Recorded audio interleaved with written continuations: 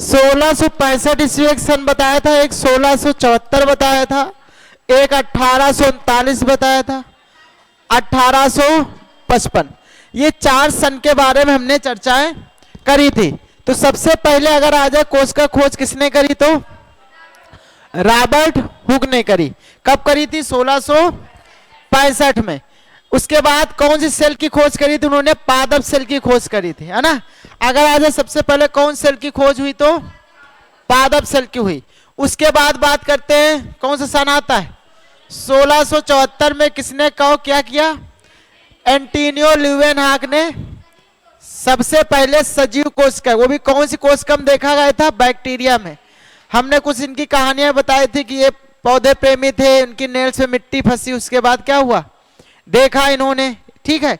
उसके बाद हम बात करते हैं किसकी? 1839 में क्या हुआ था? स्लाइडन और स्वान आ गए। स्लाइडन और स्वान ने क्या कहा कि संपूर्ण शरीर कोशिकाओं से मिलकर बनता है। क्लियर है। और इसी सिद्धांत के लिए इनको क्या दिया गया था?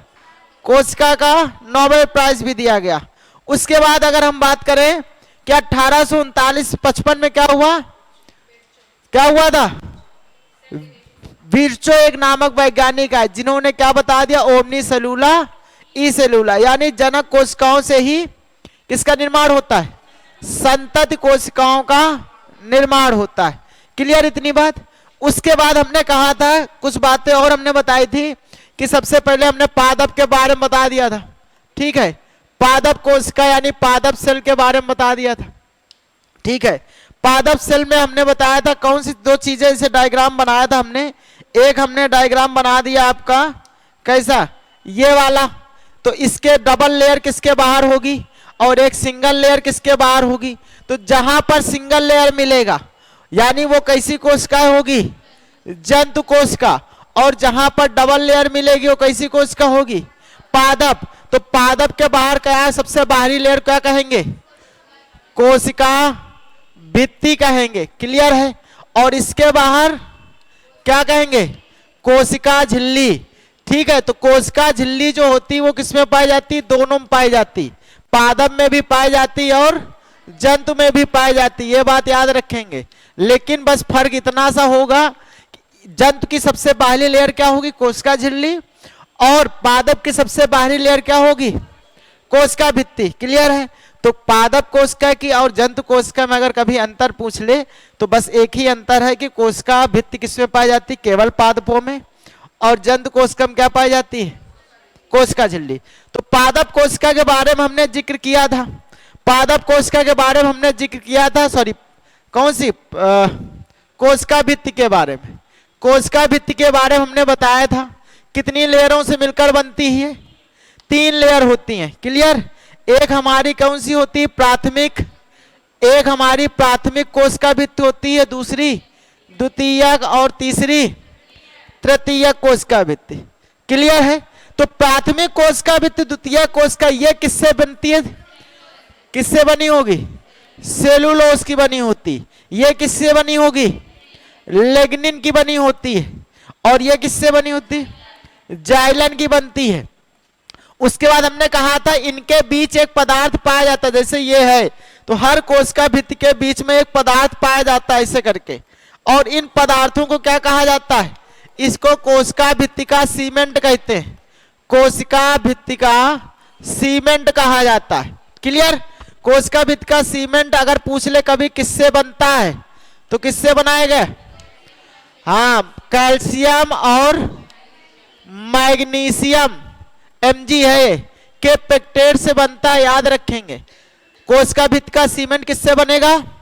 कैल्शियम और मैग्नीशियम के पेक्टेट से। फिर से एक बार सुनो, जो लोग नए लोग हैं इस बात को जरूर ध्यान देंगे क्योंकि ये हर बार लगभग क्वेश्चन घुमा के कैसे पूछता है, आपसे सीधा कभी नहीं पूछेगा, आपसे चीजें घुमा के पूछेगा।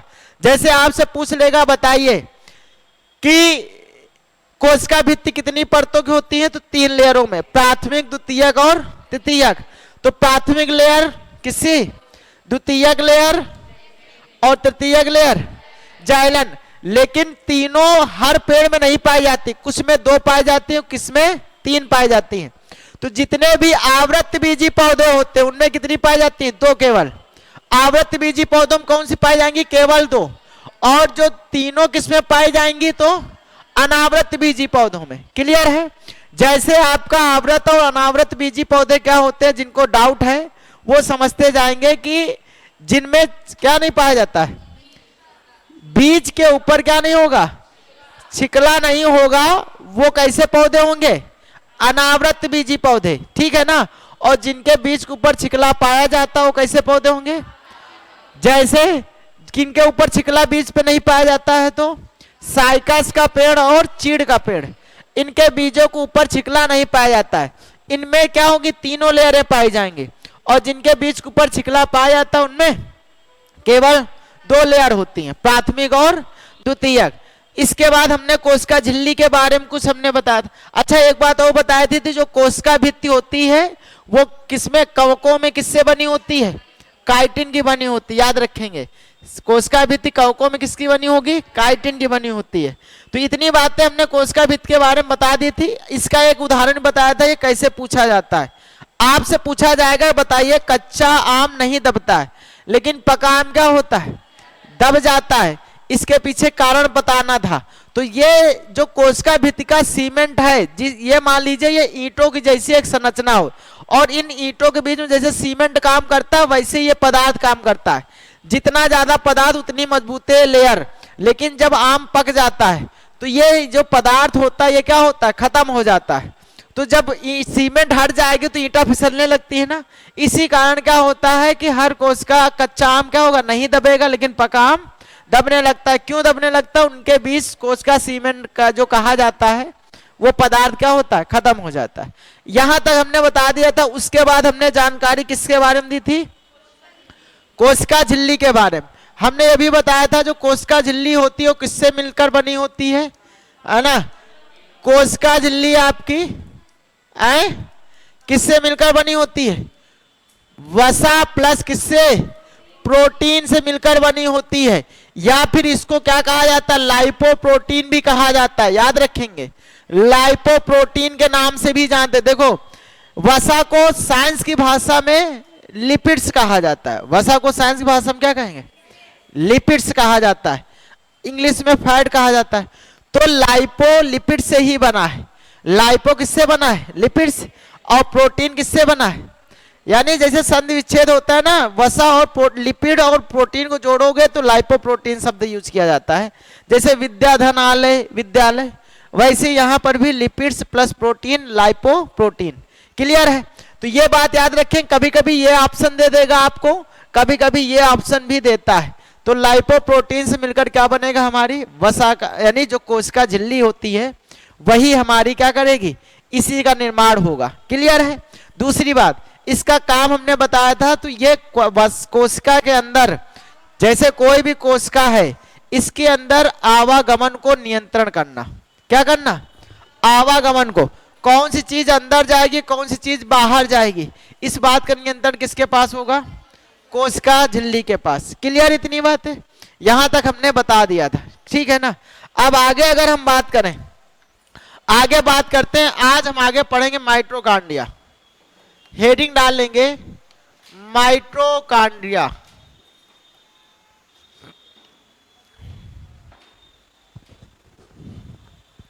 क्लियर? माइटोकॉन्ड्रिया। ठीक है, आगे आ जाए। माइटोकॉन्ड्रिया की बात करें तो कभी भी आ जाए, इसकी खोज किसने करी थी? देखो, 3 चीजें नाम पूछा जाता है। इसकी खोज किसने करी थी? तो याद रखेंगे केलिकर ने। इसकी खोज किसने करी? केलिकर ने। ठीक है ना? अगर इसको बायोप्लास्ट किसने कहा, यह भी पूछ लिया जाता है। बायोप्लास्ट किसने कहा? तो याद रखेंगे बायोप्लास्ट इसको सबसे पहले अल्टमान ने कहा। अल्टमान ने इसको बायोप्लास्ट कहा। उसके बाद याद रखेंगे इसको क्रिस्टी जैसी संरचना पाई जाती है। क्रिस्टी जैसी संरचना किसने खोजी? तो ये किसने खोजी? तो सी बेंडा ने। सी बेंडा ने। क्लियर है? तो 3 नाम इसमें याद रखेंगे। एक नाम याद कौन रखना है? केलिकर। सबसे पहले आएगा खोजकर्ता कौन? केलिकर। बायोप्लास्ट किसने कहा? तो अल्टमान ने। दूसरी बात आएगी क्रिस्टीय संरचना किसने खोजी? तो ये। अच्छा, यहां समझने वाली एक बात है, बहुत इंपॉर्टेंट टॉपिक है, ऐसा नहीं कि नहीं ये थोड़ा बहुत हल्के में ले लो। सबसे ज्यादा क्वेश्चन बनाए जाते हैं तो इसी टॉपिक से बनता है, क्योंकि यहां बहुत कंफ्यूजन है। तो खोजकर्ता कौन थे? केलिकर। बायोप्लास्ट किसने कहा? अच्छा, कब खोजा था? अगर डेट पूछ ले, ठीक है, तो 1880, 1890 और 1897। क्लियर है? 1897, ये तीनों डेटे भी नोट कर लेंगे, 1880, 1890 और 1897। तो ये बात कहीं कहीं यहाँ 98 लिखा भी मिलेगा, है ना, कहीं कहीं बता रहे हैं आप। शायद गूगल को कहीं भी, हर गूगल में देखो कई लोग होते हैं क्या हैं, अपनी साइड में अलग अलग जानकारी डाल देते हैं ना। जरूरी नहीं, देखो कई साइडें खुल के आती हैं ना, कोई चीज सर्च करो तो कई सारे टॉपिक के खुल के आएंगे, लेकिन एनसीईआरटी में 97 का जिक्र है, समझ गए? तो एनसीईआरटी का ही हम लोग मान के चलेंगे। क्लियर? चलो आगे हम बात करते हैं, या फिर यहाँ पर जो भी ऑप्शन मिल जाए, 98 मिल जाए तो 98 की तरफ चले जाएंगे, अगर नहीं 97 दिख रहा है तो, समझ गए? लेकिन 90% क्या 99% वो 97 देगा, ठीक है। बाकी वो दोनों डेटे याद रखेंगे। कब खोज करी गई थी? 1880, फिर 1890 में कौन है? अल्टमान है। लेकिन बहुत सारा श्रेय इसके बारे में जानकारी देने का, जो मेन इसके बारे में पूरा डिस्क्राइब किया था, वो किसने किया था? अल्टमान। इसीलिए आप लोग हमेशा पढ़ते चले आए होंगे अल्टमान के बारे में, है ना। तो अल्टमान ने इसके बारे में इतनी सारी जानकारी दी थी, क्या क्या दी थी समझते हैं। देखो, जैसे ये हमारा माइटोकॉन्ड्रिया ऐसे होता है कुछ इस आकार का, इसके अंदर आपको कुछ इस तरीके की संरचना दिखेगी ऐसे। यही संरचना क्या होती है? क्रिस्टी जैसी संरचना होती है। समझ गए कि नहीं समझ गए? ये जो जिगजैग मोशन में ये संरचना दिख रही है, कैसी संरचना होती है? क्रिस्टी। अच्छा, इसके बाहर भी दोहरी लेयर पाई जाती है, इसके बाहर भी दोहरी। देखो कुछ चीजों के पास दोहरी लेयर होती है, जैसे आपके केंद्रक के पास भी दोहरी लेयर पाई जाएगी, ठीक है। इसके पास भी दोहरी लेयर होती है। पेड़ पौधों में पाए जाने वाले क्लोरोप्लास्ट, उनके पास भी कैसी डबल लेयर होती है। और जिनके पास डबल लेयर है तो समझ जाएंगे उनके पास खुद का डीएनए भी होता है। खुद का क्या है? उनके पास डीएनए भी है, ठीक है। आप समझो, इसके जैसे अंदर क्या पाई जाती? क्रिस्टी जैसी संरचना। तो वो किसने बताया था? सी बेंडा ने सबसे पहले बताया था। उसके बाद आते हैं कि इसका काम क्या होता है, याद रखेंगे। तो इसका काम क्या होता है? तो इसको क्या कोशिका का किस नाम जानते हैं? हाँ, कोशिका का पावर हाउस, कोशिका का पावर हाउस कहा जाता है। अच्छा, इधर समझ लो। लेकिन इस बार जब क्वेश्चन इसने पूछा है, वो पावर हाउस शब्द नहीं लिया है, उसने क्या कहा जाएगा इसको? शक्ति ग्रह, है ना। तो आधे तो कंफ्यूज हो जाते हैं, कोशिका का शक्ति ग्रह किसको कहा जाता है? तो यही बात, दोनों की बात मतलब एक ही है। कोशिका का पावर हाउस कह दें या फिर कोशिका का शक्ति ग्रह कह दें। तो हम कहते हैं, अगर इसने पावर हाउस जब शक्ति ग्रह पूछ लिया होगा तो आधे तो थोड़ा सा दिमाग हटा होगा कि यार ये क्या है ना। तो क्योंकि पावर हाउस रटा चला आ रहा है, तो ये बात जरूर याद रखेंगे। कोशिका का पावर हाउस किसको कहा जाता है? माइटोकॉन्ड्रिया। क्यों कहा जाता है? क्वेश्चन यही आती है ना, क्वेश्चन मन में आएगा क्यों कहा जाता है, ठीक है। तो क्यों कहा जाता है? क्योंकि ऊर्जा बनाने का हमारी सेल के अंदर अगर कोई आर्गन है तो वो कौन है? केवल माइटोकॉन्ड्रिया। समझ गए? हमारे देखो कोशिका होती, कोशिका के अंदर बहुत सारे कोशिकांग होते हैं। तो अब हमने पहला कोशिकांग पढ़ा है कौन सा? माइटोकॉन्ड्रिया। और माइटोकॉन्ड्रिया हमारे शरीर में एक नहीं होती, विभिन्न जीवों में इनकी संख्या भिन्न भिन्न होती है। समझ गए? जैसे हम लोगों में 3 से 4 पाई जाती है, इंसानों के अंदर 3 से 4 इसलिए है क्योंकि भगवान भी जब इंसान बना रहा है उसको पता होगा अगर एक देंगे, अगर वो नहीं सही से काम कर रहा है तो पूरी सेल डेड हो जाएगी। इसीलिए मान लो एक दिक्कत कर गया तो दूसरी तीसरी ऑप्शन में तो है ही है ना। तो ये बात जरूर याद रखेंगे, इनकी संख्या क्या है? भिन्न भिन्न होती है। दूसरी बात इसमें और याद रखनी है, खुद का डीएनए होता है।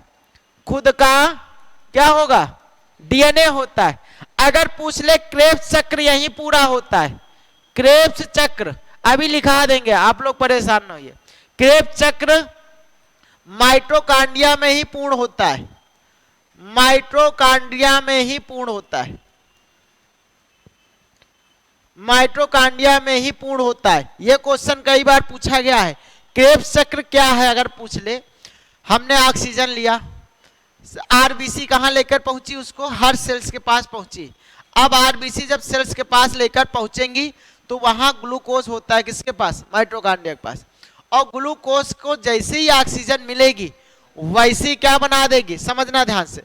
ग्लूकोज को जैसे ही ऑक्सीजन, देखो ग्लूकोज होता है, ग्लूकोज होता है, ग्लूकोज को जैसे ही ऑक्सीजन मिलेगी ये क्या बनाएगा, ऊर्जा बनाएगा, प्लस जल बनाएगा, और प्लस क्या बनाएगा, CO2 गैस बनाएगा। क्लियर है। और जो ये ऊर्जा बनती है अगर कभी पूछ ले तो किस रूप में बनती है, तो ATP के रूप में बनती है। कितने ऊर्जा बनेगी, तो 38 ATP ऊर्जा बनती है। समझ गए नहीं समझ गए। तो हमारे पास तो ग्लूकोज ऑलरेडी है, लेकिन कमी किसकी रह जाती है, इसलिए परमानेंट हमको सांस लेना जरूरी है।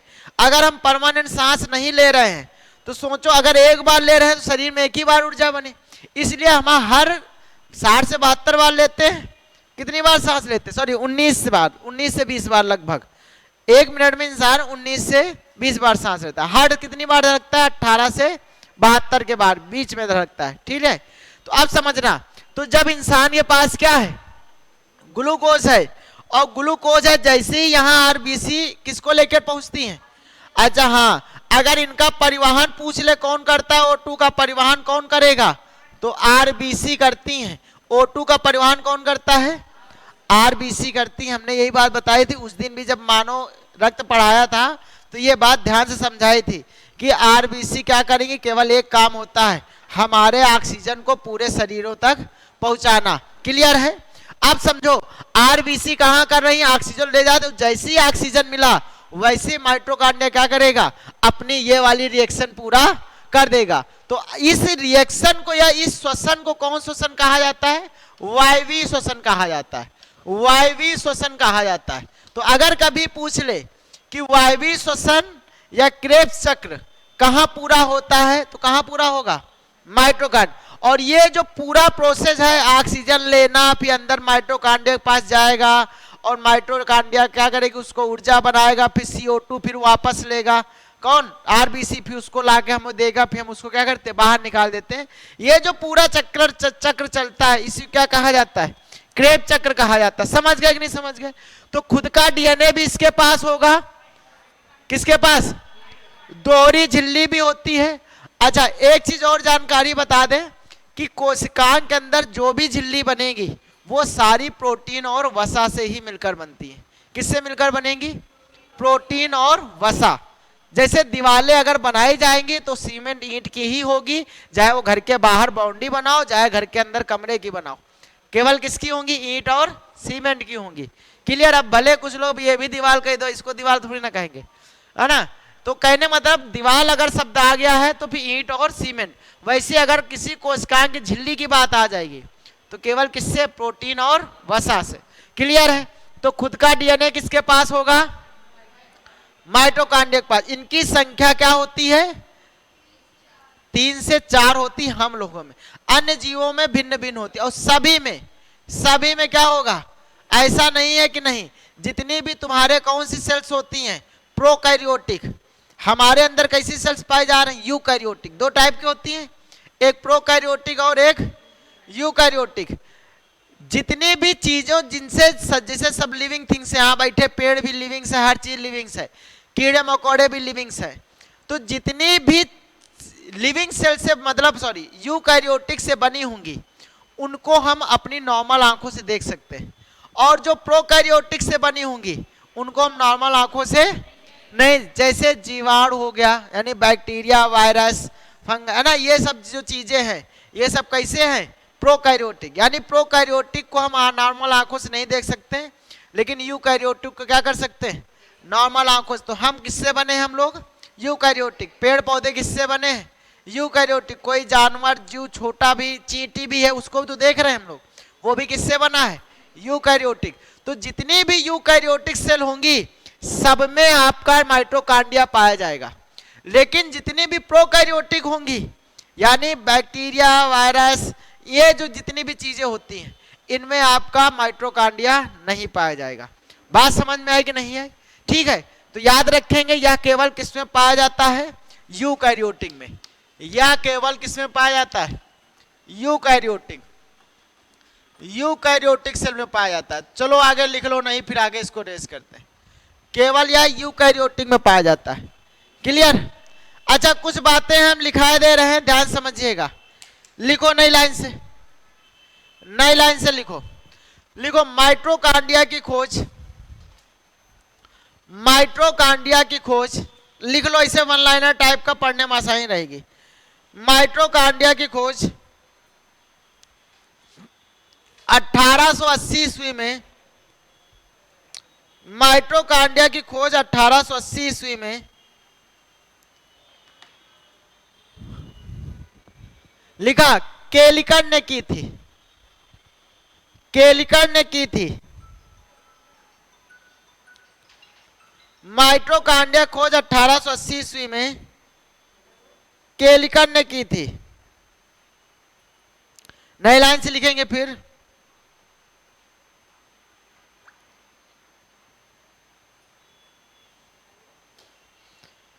इसको सबसे पहले बायोक्लास्ट, इसको सबसे पहले बायोप्लास्ट, इसको सबसे पहले बायोप्लास्ट अल्टमान ने कहा। ब्रेकर में लिख लेना, इसको सबसे पहले बायोप्लास्ट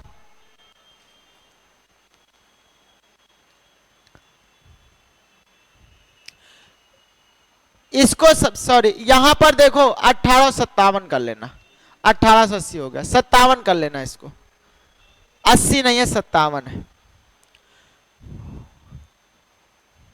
इसको सबसे पहले बायोप्लास्ट किसने कहा? अल्टमान ने कहा। कब कहा? 1890। आगे लिख लेना, इसके अंदर किस्टी जैसी संरचना की खोज लिखा हुआ है, इसके अंदर किस्टी जैसी संरचना की खोज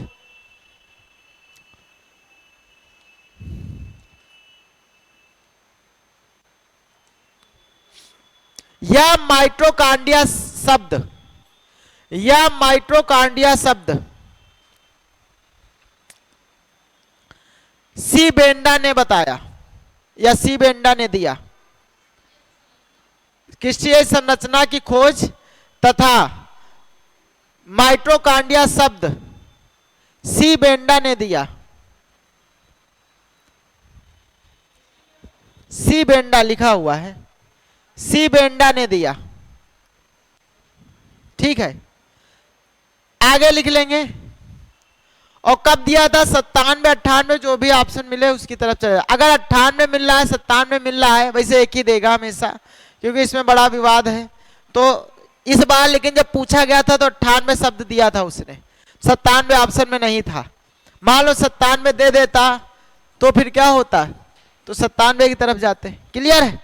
चलो आगे लिख लो। नई लाइन से अब इंपॉर्टेंट करके लिखेंगे, नई लाइन से इंपॉर्टेंट डालेंगे। और ये जो बातें अब लिख रहे हैं ये हमेशा पूछी जाती हैं। लिखो, क्रेब्स चक्र माइटोकॉन्ड्रिया में पूर्ण होता है। क्रेब्स चक्र ध्यान से देख लेंगे, क्रेब्स चक्र ये देखो लिखा हुआ है, क्रेब्स चक्र माइटोकॉन्ड्रिया में पूर्ण होता है। हाँ लिखा हुआ है, क्रेब्स चक्र माइटोकॉन्ड्रिया में पूर्ण होता है। क्लियर? क्रेब्स चक्र कहां पूरा होगा? माइटोकॉन्ड्रिया में पूर्ण होता है। फिर नई लाइन से लिखें, इसके बाहर दोहरी झिल्ली पाई जाती है, इसके बाहर दोहरी झिल्ली पाई जाती है, इसके बाहर दोहरी झिल्ली पाई जाती है। ठीक है, फिर नई लाइन से लिखेंगे, इसके पास खुद का डीएनए होता है, इसके पास खुद का डीएनए होता है, इसके पास खुद का डीएनए होता है।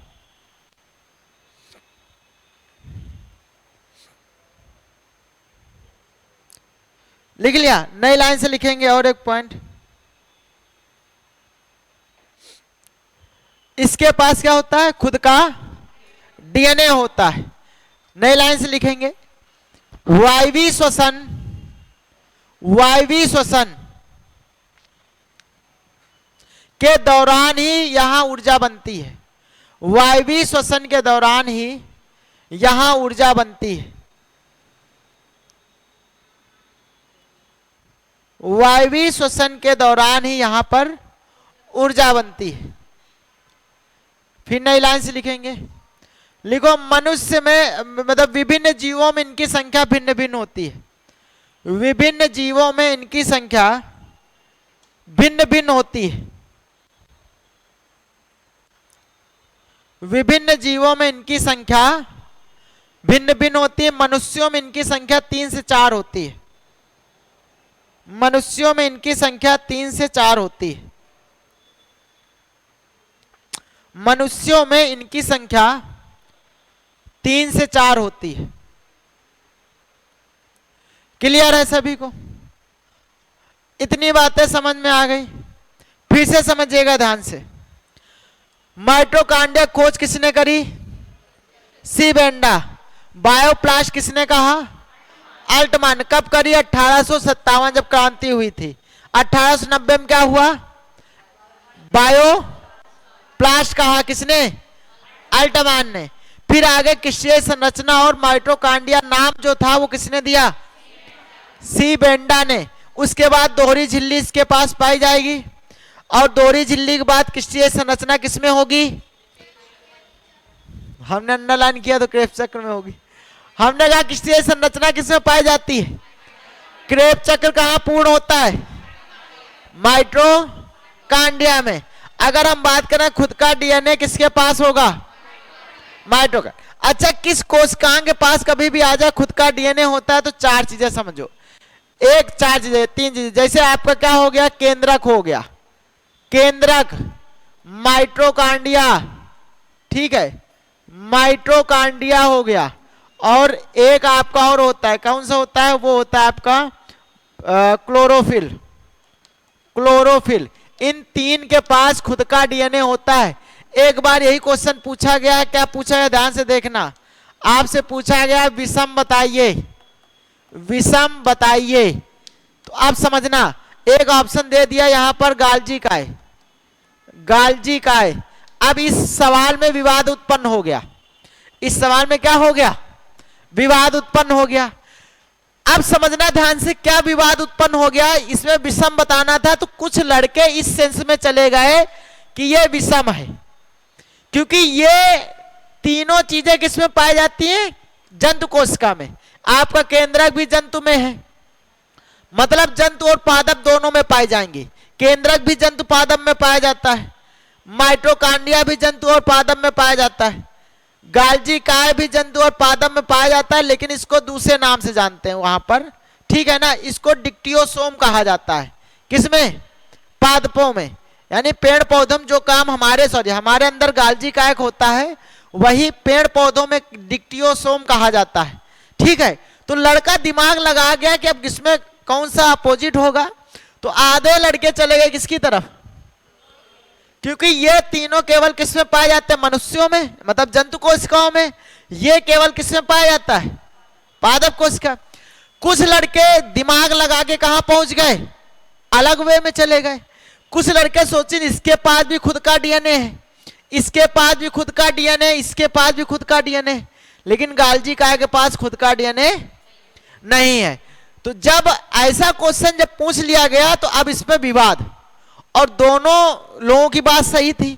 अगर हम खुद के डीएनए के बारे में जाएं तो ये गलत ऑप्शन जा रहा है, इसके पास खुद का डीएनए नहीं होता है। अगर हम पादप और जंतु में अंतर के हिसाब से जाएं तो ये तुम्हारा क्या होता है? केवल पादप में पाया जाता है, जंतुओं में ये नहीं पाया जाता है। तो इसके पीछे टीचर में ही था, हम बता रहे हैं, टीचर में ही कोई था, अपने यहाँ नहीं थे, शायद 13 या 14 वाली वैकेंसी में थे, इस बात को लेकर विवाद हुआ था।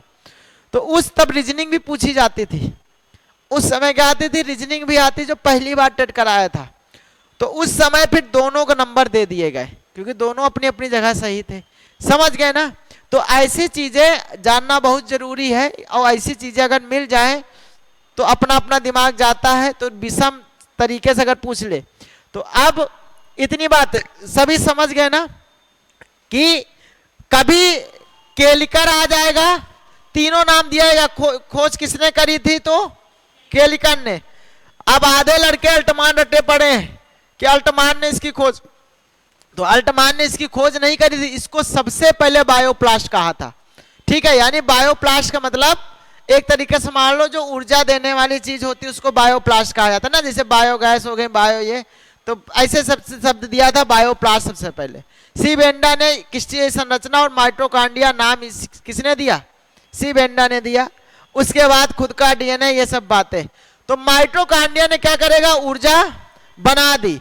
अब माइटोकॉन्ड्रिया जब ऊर्जा बना देता है तो अब कौन आगे आता है समझ लेंगे।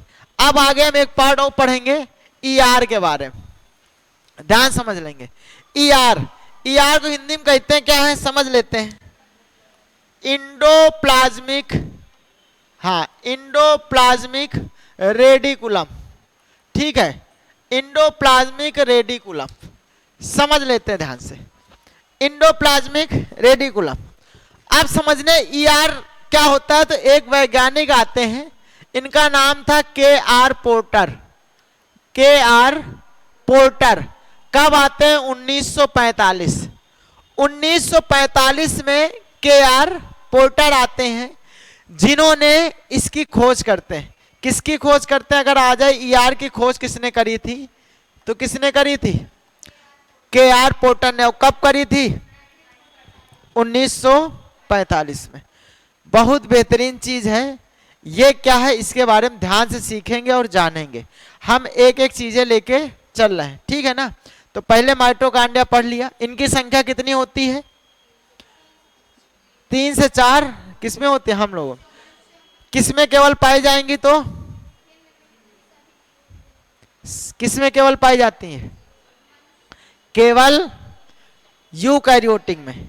प्रोकैरियोटिक में तो लिख लो, ये पॉइंट भी लिख लो कहीं एक लाइन। हम बताए तो हैं यूकैरियोटिक का एग्जांपल। हम हो गए, तुम हो गए, पेड़ पौधे, कीड़े मकोड़े, चींटी, ये जितने जितने चीजें हमको दिख रही हैं सजीव हैं वो सारे कितने हैं? यूकैरियोटिक के हैं। बैक्टीरिया यहाँ दिखाई दे रहा है, वायरस दिखाई दे रहा है, ये सारे किस में आएंगे? प्रोकैरियोटिक। तो नई लाइन से एक पॉइंट लिख लेना वहां जगह खाली हो कि यह माइटोकॉन्ड्रिया केवल यूकैरियोटिक सेल में पाया जाता है, प्रोकैरियोटिक में नहीं। माइटोकॉन्ड्रिया केवल यूकैरियोटिक में पाया जाता है, प्रोकैरियोटिक में नहीं। ऊर्जा कहां से बनती है? तभी तो हम तो देखो, अच्छा इनका कहना जैसे हमारी सेल है, अभी हमने सांस लेना हम बंद कर दें तो यही तो कारण उनके अंदर ऊर्जा नहीं बनती, तभी तो ज्यादा दिन तक जिंदा नहीं रह पाते। लेकिन हमारे अंदर ज्यादा जैसे होंगे, यहां रख दो तो तुरंत वो मर जाएंगे, मुश्किल से 1-1.5 घंटा जिंदा रहेंगे। लेकिन क्या है, जैसे हमारे शरीर में जैसे पहुंच जाते तब उनको ऊर्जा लेने लगते हैं हमारे शरीर से, समझ गए ना। लेकिन समझना ऐसे है तो मर जाते हैं, मुश्किल से कम मैक्सिमम 1 दिन उनकी लाइफ होती होगी, मैक्सिमम बता रहे हैं। वैसे कोई 1 घंटे में, कोई 2 घंटे में, कोई हर जीव की जितनी पावर है बैक्टीरिया की उस हिसाब से वो जिंदा रहता है। तो इनके अंदर माइटोकॉन्ड्रिया पाया नहीं जाता है, इसलिए ये क्या होता है, इनका जीवन काल ज्यादा नहीं होता, कुछ ही घंटे तक कहो जिंदा रहे। लेकिन हमारे शरीर में मिल जाए तो तुरंत एनर्जी मिलता है, ठीक है ना। अपने आप को फिर क्या करते हैं, विभाजन करने लगते हैं, द्विखंडन विभाजन होता है प्रोकैरियोटिक में, पता होना चाहिए। चलो, तो ईआर की खोज किसने कर दी? के.आर. पोर्टर। कब करी थी? 1945 में, ठीक है। अब समझते हैं ईआर क्या, हिंदी में इसको क्या कहेंगे? हिंदी में इसको कहा जाता है अंतःप्रदवी जालिका। अंतःप्रदवी जालिका, क्लियर है? अंतःप्रदवी जालिका हिंदी में नाम है, इंग्लिश में क्या कहेंगे? Endoplasmic reticulum. Endoplasmic reticulum Hindi में क्या कहेंगे इसको? अंतःप्रदवी जालिका। दोनों नाम याद रखने, ठीक है। इसको समझाने की कोशिश करते हैं, ध्यान समझिएगा। जैसे ये हमारी सेल है, ये क्या है? सेल। अच्छा, हम 2 सेल बना रहे हैं, एक हमने सेल हल्का सा ऐसे बना दी। अब बताओ कौन सी सेल हमने कौन सी बनाई?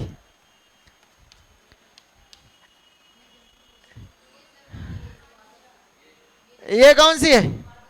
ये पादप है, वो वाली जंतु वाली, उल्टा हो गया, ये वाली पादप होती है। और ये कौन सी? नहीं, डबल लेयर की बात नहीं कर रहे हैं, ये हमारी कैसी है? जंतु है। जंतु कोशिका हल्का सा गोलाकार होती है और ये हल्का सा कैसा होती है? आयताकार होती है। अभी जब चैप्टर खत्म होगा तो हम दिखाएंगे भी डिजिटल बोर्ड पे इमेजेस, और जब अंतर पढ़ाएंगे तो यहीं से पढ़ाते हैं और दिखाते हैं, देखो इसमें ये दिख रहा है, इसमें ये नहीं दिख रहा है। समझ में आया ना? तो जो पादप होगी वो कैसे होती? डबल लेयर होती है। इसमें कैसी लेयर होती? डबल लेयर होती है, ठीक है ना? तो आयताकार साइज किसका होगा? पादप का। और गोलाकार साइज किसका होगा? जंतु कोशिका का। क्लियर है? तो ये भी कभी कभी अंतर देखने मिलेगा। अब आप लोगों को दिखाएंगे तब समझ में ज्यादा आएगा। यहाँ हमारी आर्ट कमजोर है तो उतना अच्छा हम बना नहीं पाते हैं। चलो देखो, हम बात कर रहे थे कि जैसे ये हमारी सेल्स होती है, ये हमारी क्या है? सेल है। सेल के पास यहाँ क्या होता है? केंद्रक। ये थोड़ी देर के लिए मान लें क्या है? केंद्रक। तो केंद्रक के बाहर ही ऐसे एक संरचना होती, क्या? जालीनुमा। जालीनुमा क्या होती है? एक संरचना होती है जो हमारे दो भागों में बटी होती है। एक में छोटे छोटे से डॉट पाए जाते हैं, समझ गए? और इन डाटों को क्या कहा जाता है? इन डाटों को राइबोसोम कहा जाता है। राइबोसोम कहा जाता है इन डाट को। क्लियर है? तो राइबोसोम, और जिसमें ये राइबोसोम पाए जा रहे हैं आधे भाग को, इसको हम RER कहते हैं। क्या कहा जाता है? RER का मतलब रफ इंडोप्लाज्मिक रेडिकुलम, या हिंदी में कहते हैं इसको खुरदरी अंतःप्रदवी जालिका। रफ मतलब क्या हो गया? खुरदरी। अंतःप्रदवी जालिका इंग्लिश में क्या कहेंगे? Rough endoplasmic reticulum. ये जो भाग होता है इसको क्या कहा जाता है? SER। इसको क्या कहेंगे? SER। SER का मतलब S से स्मूथ, क्या कहेंगे? स्मूथ कहेंगे, हिंदी में चिकनी कहेंगे। चिकनी अंतःप्रदवी जालिका या स्मूथ इंडोप्लाज्मिक रेडिकुलम, ठीक है ना? अब सोचो, आज जो राइबोसोम होते हैं ये किसका निर्माण करते हैं? राइबोसोम किसका निर्माण करते हैं? तो प्रोटीन का। किसका निर्माण करेंगे? प्रोटीन का। और जो SER होता है ये किसका निर्माण करता है? वसा का निर्माण करता है। याद रखेंगे। तो SER से क्या निकलेगा? वसा। और RER से क्या निकलेगा? प्रोटीन। लेकिन RER में कौन से प्रोटीन बनाएंगे? जो राइबोसोम पाए जाते हैं। इसीलिए राइबोसोम को क्या कहा जाता है? प्रोटीन की फैक्ट्री, है ना? प्रोटीन की फैक्ट्री किसको कहा जाता है? तो राइबोसोम को कहा जाता है। ये बात याद रखेंगे। तो प्रोटीन की फैक्ट्री कौन है? राइबोसोम। राइबोसोम पाए कहां जाएंगे? तो RER में। कहां पाए जाएंगे? RER में। RER और ER कितने भागों में बटा होगा? दो भागों में, SER और। अगर पूछे वसा का निर्माण कहां से होगा? अभी टेक्नीशियन रेलवे का पेपर हुआ है, आंसर की आई है, उसमें यह क्वेश्चन पूछा गया है वसा का निर्माण किस भाग से होता है? तो दोनों ऑप्शन में थे, तो कहां से होगा? SER। अच्छा देखो, ये वसा भी निकल रही है और क्या निकल रहा है? प्रोटीन भी। तो वसा और प्रोटीन ये दोनों हमारे लिए इतने इंपॉर्टेंट है, यही हमारी इस लेयर को क्या करेगा? मजबूत। यानी ये जो हमारी लेयर है, ये वाली जिसको हम कोशिका झिल्ली कहते हैं, ये किससे मिलकर बनती है? अभी बताया था स्टार्टिंग में, किससे मिलकर बनेगी? वसा प्लस प्रोटीन से। और ये वसा प्रोटीन कहां से आ रही है? ER बना रहा है। समझ गए ना? अच्छा, एक चीज और यहां समझने वाली है। ER को कोशिका का ढांचा कहा जाता है। कोशिका का ढांचा अगर पूछ ले किसको कहा जाता है? तो ER को। या फिर इसको कोशिका का कंकाल भी कहते हैं। कोशिका का कंकाल अगर आ जाए, कोशिका कंकाल किसको कहा जाता है? तो ER को कहा जाता है। क्लियर है? तो नई लाइन से ऐसे नोट कर लो या फिर हम बता दें। इतना ही नोट करो, बहुत है, इतना ही नोट करो। इसे डायग्राम बना लेना इस तरीके से। न्यूक्लियस, केंद्रक को इंग्लिश में न्यूक्लियस कहा जाता है। ये बहुत पूछा जाता है आपसे, फिर बता दें। इस बार सबने टेट दिया था, जूनियर वाला सबने, किसने किसने दिया था? जूनियर वाला सीटेड, सॉरी, हाँ किसने दिया था? कब था आपका? 7 तारीख जो जूनियर था, वो पेपर देखना जाके उठा के, उसमें ये क्वेश्चन पूछा गया है। ये क्वेश्चन पूछा गया है ईआर के बारे में। क्या पूछा गया था? हम बता रहे क्या पूछा गया था। उसमें पूछा गया ये था कि राइबोसोम कहाँ पाए जाते हैं, ठीक है ना? तो कहाँ पाए जाते हैं? ईआर में केवल। ऑप्शन ईआर था। गाल्जी काय था, माइटोकांड्रिया था, अंतःप्रदवी जालिका था, सेंट्रोसोम था। समझ गए ना? तो उस समय ये क्वेश्चन पूछा गया था, ठीक है? तो ये बात याद रखेंगे। और भी जगह राइबोसोम पाए जाते हैं। मान लो किसी का ईआर काम नहीं कर रहा है, तो क्या उसके अंदर प्रोटीन कभी नहीं बनेगी? तो बनेगी। केंद्रक के पास भी राइबोसोम होते हैं, ऑप्शन में ना। हमने क्या बताया? जो चीजें हमारे लिए जरूरी, उनके लिए भगवान ने ऑप्शन बनाए हैं कि अगर ये नहीं काम करेगा तो फिर ये काम करेगा। जैसे मान लो हमारी छुट्टी हो जाए तो इनके पास ऑप्शन रहता है ना, सुनील भैया के पास, कि हाँ कि एक तुरंत फोन करेंगे, भैया क्लास खाली जा रही, तुरंत आ जाओ। चलो इधर आ गए सभी लोग, इधर समझ ले ध्यान से। ईआर की खोज किसने करी? कब करी? 1945। कोशिका का ढांचा किसको कहा जाता है? ईआर को। हिंदी में क्या कहेंगे इसको? अंतःप्रदवी जालिका। इंग्लिश में क्या कहेंगे? Endoplasmic reticulum. अगर बात करें कितने भागों में बटी होती है? 2 भागों में, एसईआर और राइबोसोम किस भाग में पाए जाएंगे? आरईआर में। राइबोसोम किसका निर्माण करेंगे? प्रोटीन का निर्माण करेंगे। एसईआर से क्या निकलेगा? क्या निकलेगा? वसा का निर्माण होगा। और यहां से प्रोटीन का। प्रोटीन फैक्ट्री किसको कहा जाता है? राइबोसोम को कहा जाता है। क्लियर इतनी बात? अब यहां समझने वाली बात यह है कि सोचो ये चिकनी क्यों होगी? ये चिकनी क्यों होती? क्योंकि वसा निकाल रही। वसा मतलब फैट, फैट मतलब क्या होगा? लिपिड्स मतलब चिकना। तो यहां इसलिए क्या होगी? ये चिकनी होती। एक नोट करके पॉइंट लिखना, नई लाइन से लिखना। लिखो ईआर से एक जल अपघटक पदार्थ निकलता है। लिखे दे रहे हैं यहां पर। इस ईआर से एक जल अपघटक पदार्थ निकलता है।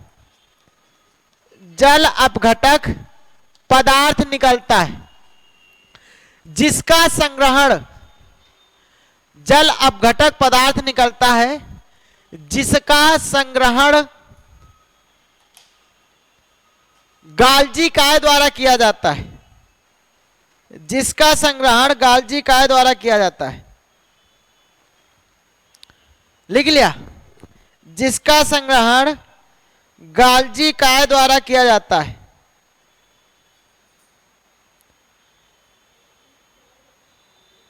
लिख लिया? जिसका संग्रहण किसके द्वारा किया जाता है? गाल्जी काय के द्वारा किया जाता है। जिसको लाइसोसोम के नाम से जानते हैं। जिसको लाइसोसोम के नाम से जानते हैं। जिसको लाइसोसोम के नाम से जानते हैं। जिसको क्या कहते हैं? लाइसोसोम के नाम जानते हैं। क्लियर इतनी बात? अब सुनो ध्यान से। जैसे बहुत सारी ऐसी चीजें हैं जो निकालेगा कोई, इकट्ठा कोई करेगा। जैसे एक एग्जांपल लेते हैं, हमने उस दिन बताया था, आज फिर से सुनो।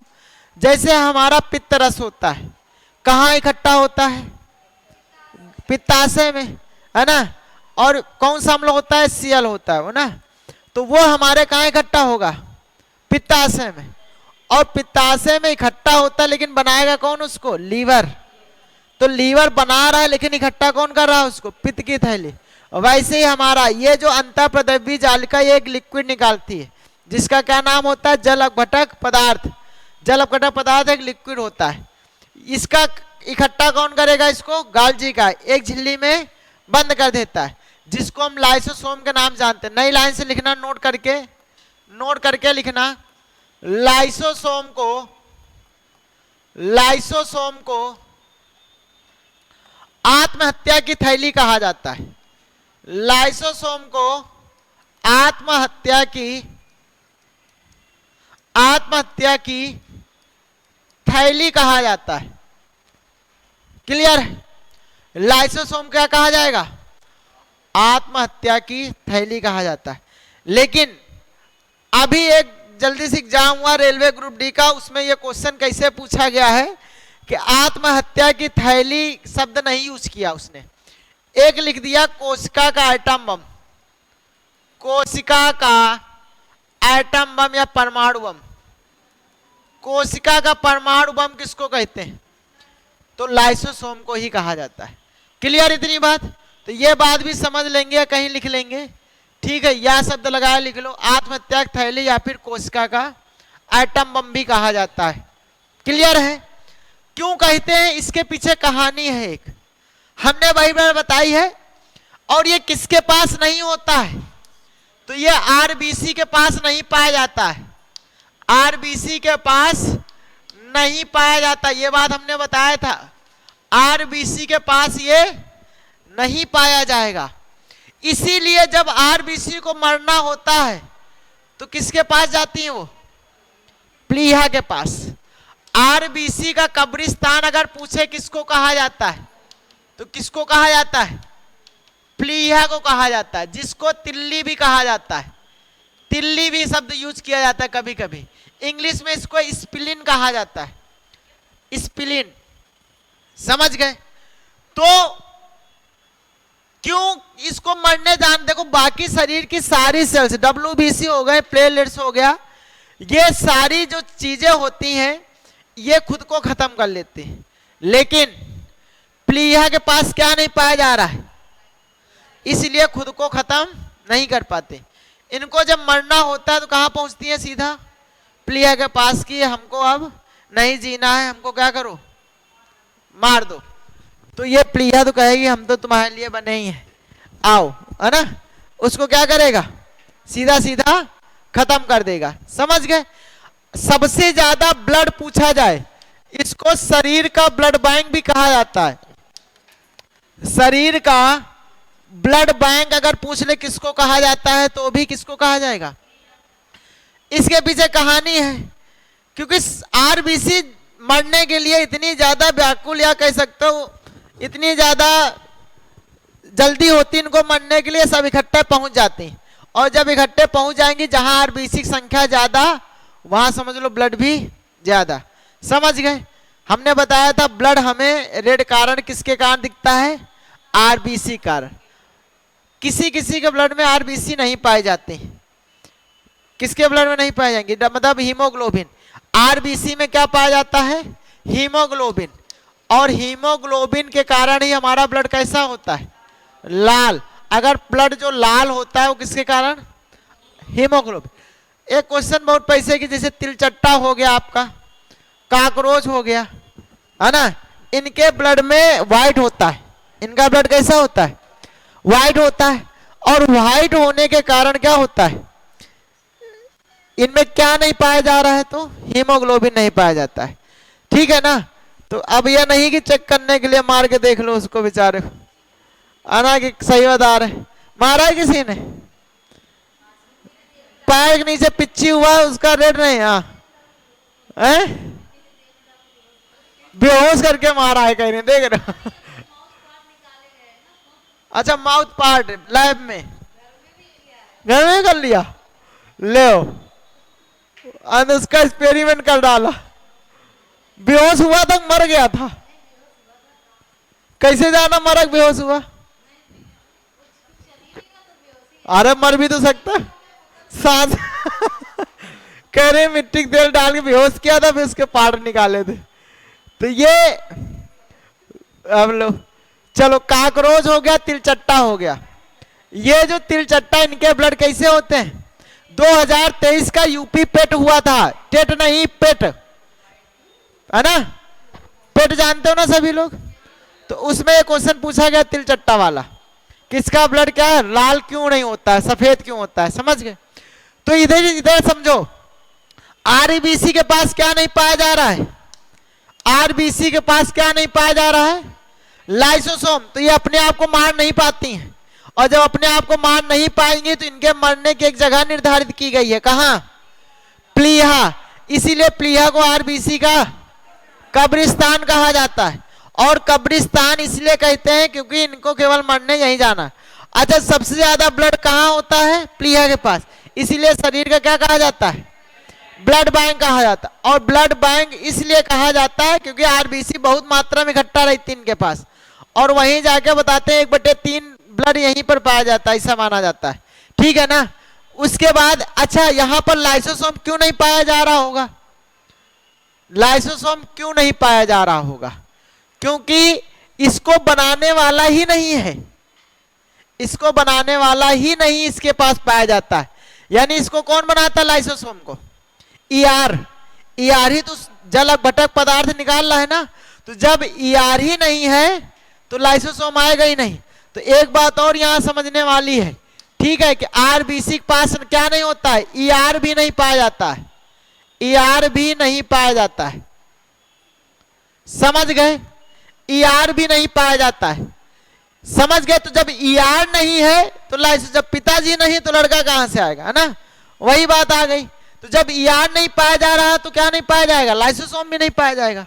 तो ये बात समझने वाली है। तो कहीं ईआर जगह छोटी हो तो वहां नोट कर लो, ईआर लिखा रहे ना शायद, तो नई लाइन से लिखो, लिख लो। आरबीसी में ना तो ईआर पाया जाता और ना ही लाइसोसोम। आरबीसी में ना तो ईआर पाया जाता है और ना ही लाइसोसोम। आरबीसी में ना तो ईआर पाया जाता है और ना ही लाइसोसोम। क्लियर है इतनी बात? सभी समझ गए? कोशिका का ढांचा किसको कहेंगे? कोशिका का ढांचा ईआर को। कोशिका कंकाल ईआर की खोज, अब इसको बंद कर दें। ईआर की खोज कब करी? 1945 में। कितने भागों में बटी होगी? एसईआर से क्या बनेगा? वसा का निर्माण होगा। प्रोटीन का निर्माण कहां से होगा? आरईआर में किससे होगा? राइबोसोम से होगा। प्रोटीन की फैक्ट्री किसको कहेंगे? कोशिका का ब्लड बैंक किसको कहा जाता है? ब्लड बैंक किसको कहा जाता है? प्लीहा को कहा जाता है। कोश आरबीसी कब्रिस्तान प्लीहा कहा जाता है। प्लीहा में किसकी कमी होगी? ईआर की। और ईआर नहीं होगा तो क्या नहीं पाया जाएगा? लाइसोसोम को कौन सी संज्ञा दी गई है? आत्महत्या की। और कोशिका का एटम बम लाइसोसोम। लाइसोसोम बनाएगा कौन? बनाएगा कौन? ईआर। इकट्ठा कौन करेगा उसको? गाल्जी का है। समझ गए कि नहीं समझ गए?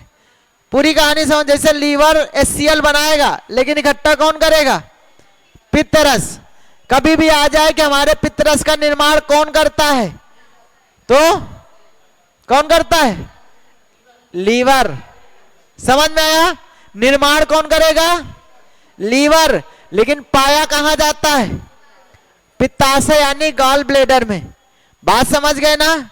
आगे आ जाओ, हेडिंग डालो गाल्जी का है। हेडिंग डाल लो गाल्जी का है। हाँ, गाल्जी बॉडी बोलते हैं। गाल्जी बॉडी। काय मतलब शरीर होता है ना, काया मीन शरीर, वैसे बना है ये काय शब्द है ना। गाल्जी काय मतलब गाल्जी बॉडी इंग्लिश में कहा जाता है इसको। ठीक है। अगर बात करें इसकी खोज किसने करी थी, तो एक नाम याद रखेंगे। अगर इसके खोजकर्ता की बात आ जाए तो एक नाम इसका याद रखेंगे। इसका नाम है कैमिलो गाल्जी। कैमिलो गाल्जी। कब करी थी? 1898 में। ठीक है ना। और इन्हीं के नाम पर गाल्जी का नाम रख दिया गया था। अब समझो ध्यान से, इसको 2-3 संज्ञाएं दी जाती हैं। कौन कौन सी संज्ञाएं दी जाती है? ध्यान से समझना। इसको कहा जाता है मदर ऑफ सेल की संज्ञा भी दी जाती है। मदर ऑफ सेल भी कहा जाता है। और इसको ट्रैफिक पुलिस भी कहा जाता है, इसको ट्रैफिक पुलिस भी कहा जाता है, कोशिका का ट्रैफिक पुलिस भी कहा जाता है। क्लियर है? कोशिका का ट्रैफिक पुलिस और मदर ऑफ सेल की संज्ञा दी जाती है। अब समझना ध्यान से, माइटोकॉन्ड्रिया ने ऊर्जा बना दी, उसका काम केवल इतना होता है कि ऊर्जा बनाने का काम, ठीक है ना। लेकिन वो ऊर्जा किस भाग में कितनी जानी चाहिए, किस शरीर, जैसे बताते हैं कि सबसे ज्यादा ऊर्जा की जरूरत होती है तो सबसे ज्यादा कहां, ब्रेन को। सबसे ज्यादा ऊर्जा कौन लेता है हमारे शरीर में, ब्रेन। अब इस बात का निर्धारण कौन करेगा कि जो माइटोकॉन्ड्रिया ने ऊर्जा बना दी है वो शरीर के किस भाग में कितनी जानी चाहिए, ये कौन डिसाइड करता है, गाल्जी का है। क्लियर है? इसीलिए इसको मदर ऑफ सेल कहा जाता है, क्योंकि घर में पता होता है मम्मी को कौन कितनी रोटी खाता है ना। पापा अगर 2 रोटी खाते हैं, हम 3 रोटी खाते हैं, तो उसी हिसाब से रोटी बनती है और थाली में उसी हिसाब से रखती हैं, है ना, सभी को पता है, ठीक है ना। तो अब क्या है कि इस बात की जानकारी कौन सा अंग को कितनी ऊर्जा चाहिए, इस बात की जानकारी क्या है, किसको होती है, गाल्जी का है। गाल्जी का एक काम और करता है, मान लो इन केस जैसे कोई इंसान दौड़ रहा है, उस समय सबसे ज्यादा ऊर्जा शरीर के किस भाग में होनी चाहिए, पैरों में। तो शरीर की एक दूसरे सेल सब अपनी ऊर्जा किसको दे देंगी, पैरों की तरफ दे देते। इसीलिए दौड़ते हुए हमारा शरीर थक जाता है। क्यों थक जाता है, खाली चल तो हाथ पैर रहे हैं, शरीर तो हमारा स्थिर है ना। एक तरह देखा जाए पैर चला रहे, पैर का मूवमेंट जो हो रहा है हाथ का हो रहा है, तो हाथ और पैरों में ऊर्जा जानी चाहिए ज्यादा, लेकिन ये सब शरीर मिलके कहां दे देगा, पैर और ऊर्जा, जितना भी शरीर की पूरी ऊर्जा कहां भेज दी जाएगी, पैरों। इस बात का डिसाइड कौन करेगा, गाल्जी का है, कि कहां कितनी ऊर्जा जानी चाहिए वो डिसाइड कौन करेगा, गाल्जी का है। ट्रैफिक पुलिस क्यों कहा जाता, वही बात आ गई ना, क्योंकि ऊर्जा को रोकना, किसके पास ज्यादा जाना है, किसके पास, जैसे गाड़ी में क्या होता है, कौन सी गाड़ी ये रूट निकालना है तो इसको रोक देना, इधर जाओ, इस रूट इधर जाओ। तो वैसे सेम काम हमारे अंदर गाल्जी का भी करता है कि कौन सी ऊर्जा कितनी भागों में किस तरफ जानी चाहिए, ये कौन डिसाइड करेगा, गाल्जी का है। एक चीज और याद रखेंगे, जंतु कोशिका में गाल्जी का है, लेकिन पेड़ पौधों में इसको, पेड़ पौधों में इसको किस नाम से जानते हैं, इसको डिक्टियोसोम कहा जाता है, डिक्टियोसोम, समझ गए। पेड़ पौधों में इसको किस नाम जानेंगे, डिक्टियोसोम के नाम से जाना जाता है।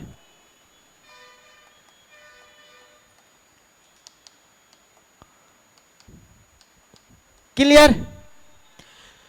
यह क्वेश्चन पूछा जाता है कि पेड़ पौधों में गाल्जी काय किस नाम से जानेंगे, या गाल्जी काय की तरह कार्य करने वाला कौन सा अंग है, तो डिक्टियोसोम कहा जाता है इसको। क्लियर है? जो हमारे जंतु कोशिकाओं में कौन काम करेगा, गाल्जी काय, वही पादप कोशिकाओं में कौन करेगा, डिक्टियोसोम। क्लियर? इतनी बात है। तो खोज किसने करी थी गाल्जी काय की, कैमिलो गाल्जी, 1898। इसको कौन संज्ञा दी जाती है और क्या कहा जाता है?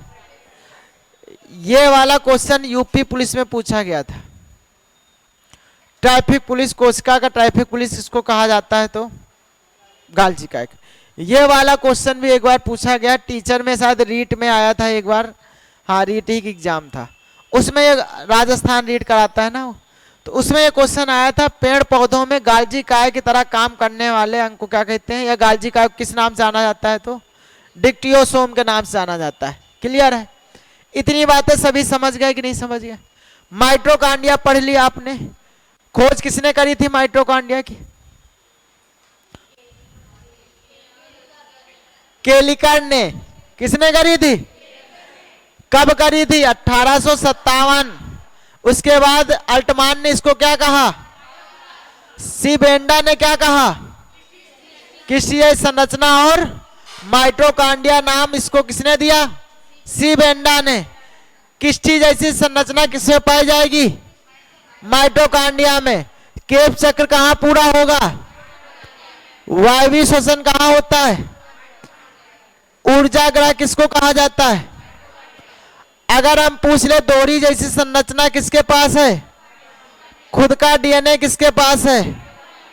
माइटोकॉन्ड्रिया के पास। हमारे शरीर में ऊर्जा बनाने का काम कौन करेगा? माइटोकॉन्ड्रिया। अगर पूछ ले ये बताओ कि जो हमारा शरीर होता है, ठीक है, उसके पास खुद का डीएनए किसके किसके पास होता है? 3 चीजों पास। कौन कौन से? केंद्रक, माइटोकॉन्ड्रिया और तीसरा क्लोरोफिल। समझ गए ना? और जिनके पास डीएनए होगा उनके पास डबल मेम्ब्रेन होगी, डबल झिल्ली होती है ना। हमने बता दिया ये एक क्लू है।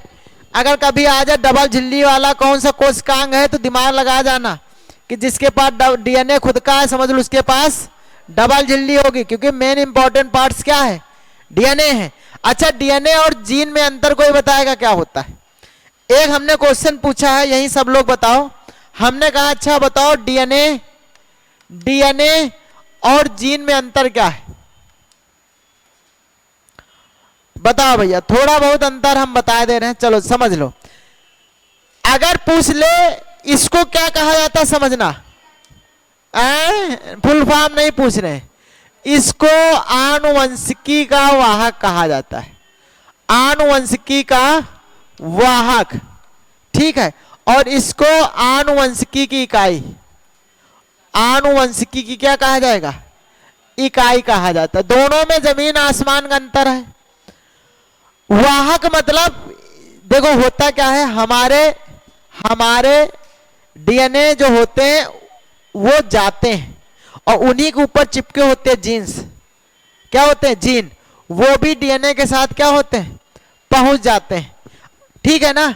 और डीएनए मिलकर किससे बने होते हैं? गुणसूत्र में डीएनए वगैरह ये सब पाए जाते हैं जो हिस्टोप्रोटीन से मिलकर बनते हैं।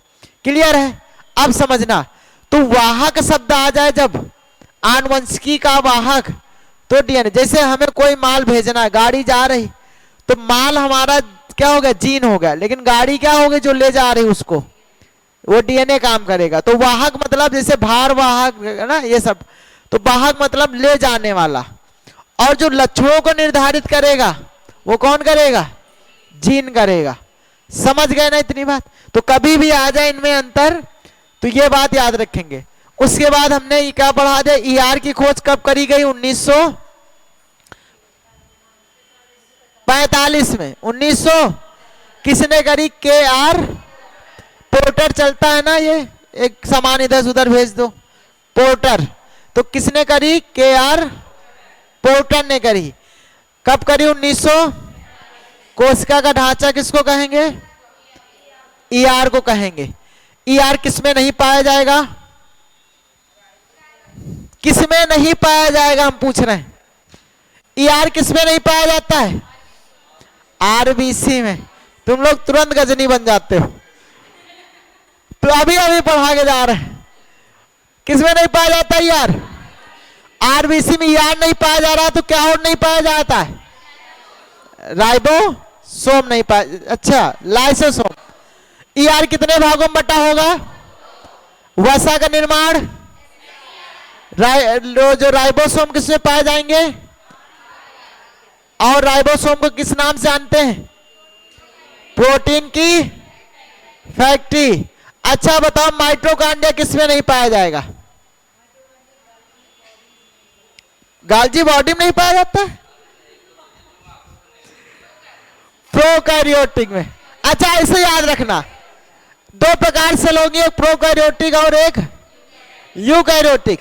अगर हम बात करें जैसे कहते हैं ना यू तो सब दिखाई दे रहे हो ना, तो यूकैरियोटिक मतलब हम लोग तो दिखाई, यू खड़े हो, यू शब्द कराना था तो हम समझ जाएंगे हम सब क्या यूकैरियोटिक है। जो भी चीज दिखाई दे रही है सजीव है वो सारी किससे बनी है? यूकैरियोटिक। और जो नहीं दिखाई दे रही है प्रोकैरियोटिक। तो प्रोकैरियोटिक माइटोकॉन्ड्रिया नहीं पाया जाएगी। ठीक है। गाल्जी का खोज किसने करी? कैमिलो गाल्जी ने 1898 में। मदर ऑफ सेल किसको कहा जाता है? गाल्जी का। ट्रैफिक पुलिस किसको कहा जाता है? दूसरी बात कि इसको पेड़ पौधों में किस नाम से जानते हैं? डिक्टियोसोम के नाम से। इतने 3 टॉपिक क्लियर हो गए नहीं हो गए? और ये सबसे बेहतरीन टॉपिक है। अब जो कल या नेक्स्ट क्लास होगी उसमें आपका पढ़ाया जाएगा लाइसोसोम, केंद्रक, गुणसूत्र, ये सब कैसे बनते हैं और बेहतरीन चीजें हैं ये, है ना। कैसे हमारा गुणसूत्र बनेगा। कितने जोड़ी होते हैं गुणसूत्र? 23 जोड़ी होते हैं। कितने जोड़ी? 2 कैसे होते हैं? डिफरेंट होते हैं। 1 जोड़ी डिफरेंट होगा, है ना। मेल में कौन कौन से होंगे? मेल में कौन से होंगे और फीमेल में कौन से होंगे? हाँ, एक्स और लिंग का निर्धारण कौन से गुणसूत्र? पिता की माता, पिता के गुणसूत्र से होगा। किससे होगा? अगर ये एक्स एक्स एक्स मिलेगा जाके तो क्या बन जाती है? गर्ल, है ना। अगर इसका वाई जाके एक्स से मिलेगा तो क्या बन जाएगा? बॉय। तो निर्धारण कौन करता है? पिता के, फादर के। लेकिन ताना किसको सुनना पड़ता है? अब हम इसका अभी भी अब नहीं दिया जाता, जो अनपढ़ लोग हैं वो देते हैं ना। तो हमारे एक सिस्टर है, चाचा की लड़की, वो उनके 3 लड़कियां हैं। तो वो एक दिन बैठा के इधर आओ, सास को कहती इधर आओ और एक सदस्य बुला लो, पढ़ा लिखा है। तो ये गलती तुम्हारे लड़के की, हमारी नहीं है। एक दिन बैठा के समझाया उसको ये स्ट्रक्चर। सास कहती ये हमका चिड़ैया नहीं समझे में आ रहे, ये क्या हुआ? समझ गए? तो ये बात याद रखेंगे कि अब आगे गुणसूत्र चलेगा आपका। और क्या चलेगा? गुणसूत्र चलेगा, केंद्रक बाकी है, अभी लाइसोसोम बाकी है और तुम्हारा सेंट्रोसोम भी बाकी है। उसके बाद आपके जो भी कोश का डिवीजन होता है ना, एनाफेज, मेटाफेज, है ना, टेलोफेज, ये सब फेज भी पूछे जाते हैं। ठीक है, टेट में एक बार क्वेश्चन है, पिछली बार 18 वाला हुआ था, जो 18 नहीं 22 वाला, सॉरी 22 वाले टेट में ये क्वेश्चन पूछा गया, कोश का विभाजन कि सेंट्रोसोम कब जाके किससे जुड़े? सेंट्रोमियर से जुड़ेगा। तो ये सारे क्वेश्चन पूछे जाते हैं ना। तो जब सेल्स खत्म हो जाएगी तो हमने जैसा कहा है दिखाएंगे भी कि कैसा ये क्वेश्चन पूछे जाते हैं इससे रिलेटेड। इतनी बातें सभी समझ गए ना? पक्का? कल पूछेंगे तो बताओगे इसे? कौन कह रहा नहीं? ये ना कह दो करो, है? पक्का? कह दो समय नहीं मिल पाता घर में। हम इसीलिए हम घर के यही याद करा देते हैं भैया, इसीलिए हम घर के लिए, हमें पता है घर में बहुत काम होते हैं, है ना। सास तो सबकी रहती होंगी यहाँ, है ना। तो उनकी सेवा अगर ना करो तो बड़ी समस्या है फिर।